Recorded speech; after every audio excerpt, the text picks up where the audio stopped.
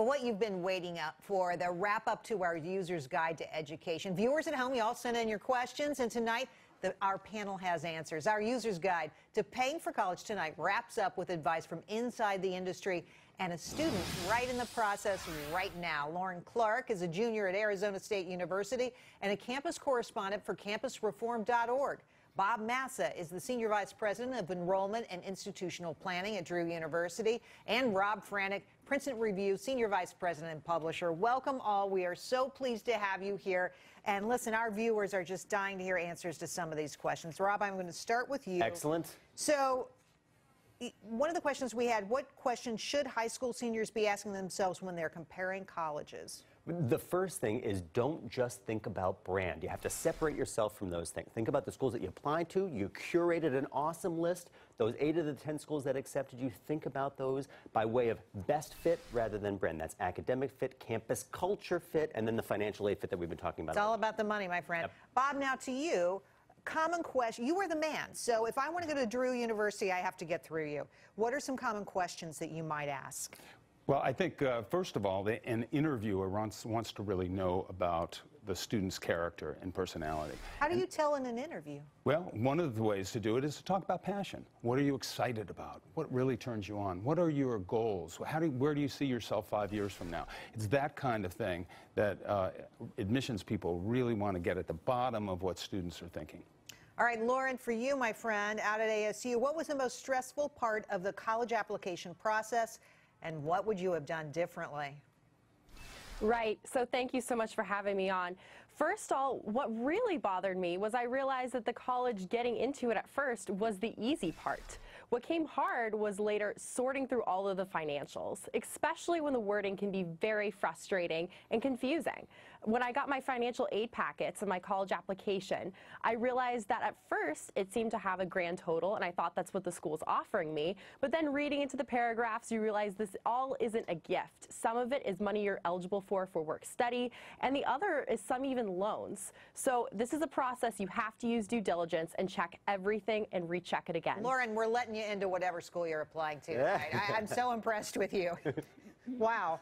Okay. That's amazing to me. Rob Franek, okay. What are the major deadlines for high school seniors and their parents? And just a point here that I learned along the way that I thought was interesting. Yep. The deadlines are more important for school than they are for paying your mortgage, because the schools are less forgiving than your lender. You're probably right. I didn't think about it that way, but May 1st is the absolute most important date that students have to keep in mind, because that is National Decision Deadline. That's when all of the schools that you apply to will expect that you will choose them and deny the others. Other dates to keep in mind if you're a junior, certainly early decision dates, November 1st, December 1st, and then regular decision dates pretty much any time before February 1st. But you really don't recommend early decision. You don't recommend the early, what's it called? Early decision and early action. The traditional early decision only if that school is your #1 choice should you apply, because at time you're going to apply earlier than you can apply for financial aid. So you will be going in with blinders on when it comes to the financial aid process, and we don't like to recommend that to students unless it's your first choice school.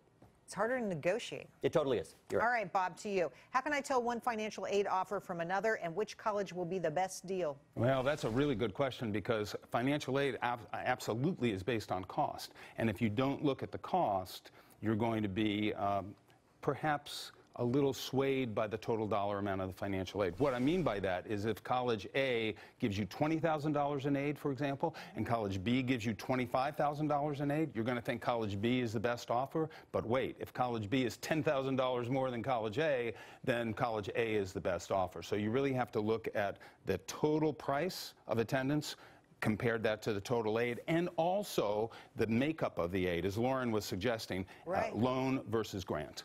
I just want to ask you, expected financial contribution, family contribution. This is the amount that FAFSA and everything says you have to pay. Mom and Dad don't decide this. It's decided by all the paperwork that you fill out. Do you pay that no matter what? No, parents can find ways to pay their family contribution. There are loans, for example, parent loans, that could be used to fulfill that family contribution. And institutions have a little bit of discretion in terms of professional play with judgment. that number. All right, that's good to know. So, Lauren, what about the college education system would you change? You're right in the middle of it right now. Right. So we all know about this idea of college debt and student unemployment. But something that continues to bother me is just the school's refusal sometimes to cut costs on their students. I hear about this all the time being a student reporter for the Leadership Institute's campus reform. For example, Cornell University just imposed a $350 fine on their students as a fee that cannot be covered by financial aid if they don't accept their on-campus health insurance. So it's just this type of attitude and behavior that's just causing students like myself to be continuously upset. You know, Lauren, I wanted to just stay with you for a second. We don't have much time. And because you're actually there and in the middle of it, do you find that over time that you want to take over the role of being the lead in paying for college? What are you doing to help your mom and dad? Right. So luckily, I did get a scholarship to cover my tuition, and I'm paying the rest, room and board and books, through money that I saved up when I was working as a student. And then I'm also saving with my parents' savings fund as well. And I'm trying to off-cost some of my foundation just through doing some internships to really get that on-work experience. You guys are great. Thanks so much for coming in and answering our viewers' questions. It's been a great week. Lauren, Bob, and especially Rob Franek, who was here with us all week. Thank you so much. Thank you.